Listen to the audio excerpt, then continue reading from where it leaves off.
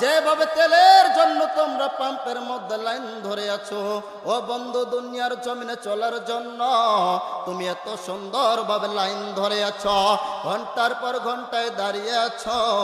এইভাবে যদি আমার আল্লাহকে পাওয়ার জন্য ওই মসজিদের বারান্দায় দাঁড়িয়ে যেতে রে মুমিন, আমার আল্লাহ তোমাকে এর থেকে উচ্চ মর্যাদা কাল কিয়ামতের ময়দানে আমার আল্লাহ তোমাকে জান্নাতে এভাবে সবার প্রথমে নিয়ে দিত। ও বন্ধু, আজকে তোমাকে মসজিদের বারান্দার মধ্যে দেখা যায় না, আজকে তোমাকে মাদ্রাসার বারান্দায় দেখা যায় না, যেখানে তাফসীর কোরআন মাহফিল হয় এই জায়গার মধ্যে মুসলমানদেরকে দেখা যায় না। আজকে মুসলমানদেরকে দেখা যায় যেখানে গানের প্যান্ডেলের আয়োজন করা হয় এই জায়গার মধ্যে মুসলমান ভিড় জমায়, আর যেখানে আলেম ওলামা কথা বলে এই জায়গার মধ্যে মুসলমান বসে না। আমার মন কেন বলে এই মানুষগুলোর কপাল বড় খারাপ।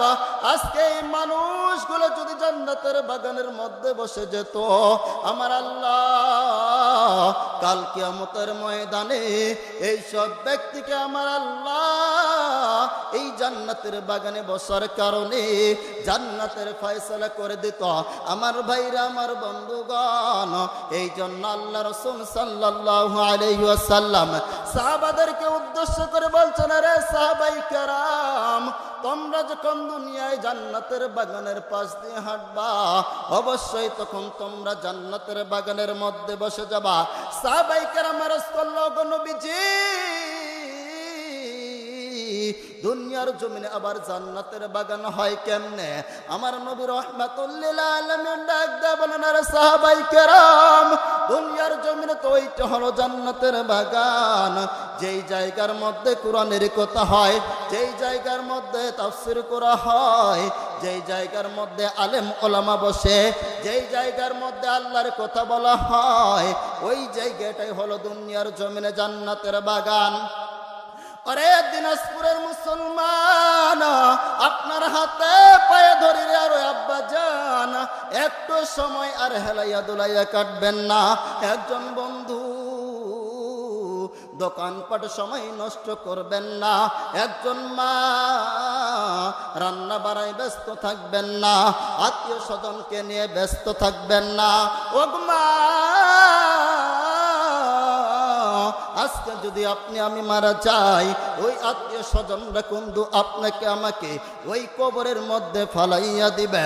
আপনার আমার বন্ধু এই পালকি খান ঘরের মধ্যে নিয়ে কবরের মধ্যে ফালাইয়া দিবে।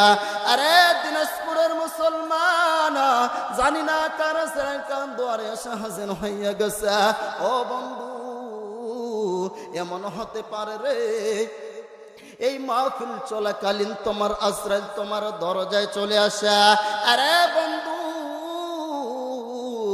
তুমি যদি এমন তো অবস্থায় তুমি যদি সওয়াব নাই কামাই করিয়া আমার আল্লাহর প্রিয় বান্দা না হইয়া ওই কবরের মধ্যে যাও, ওই কবর কিন্তু তোমার সাথে ভালো আচরণ করবে না। আরে বন্ধু, কবর তোমার আমার জন্য কেমন আচরণ করবে জানো?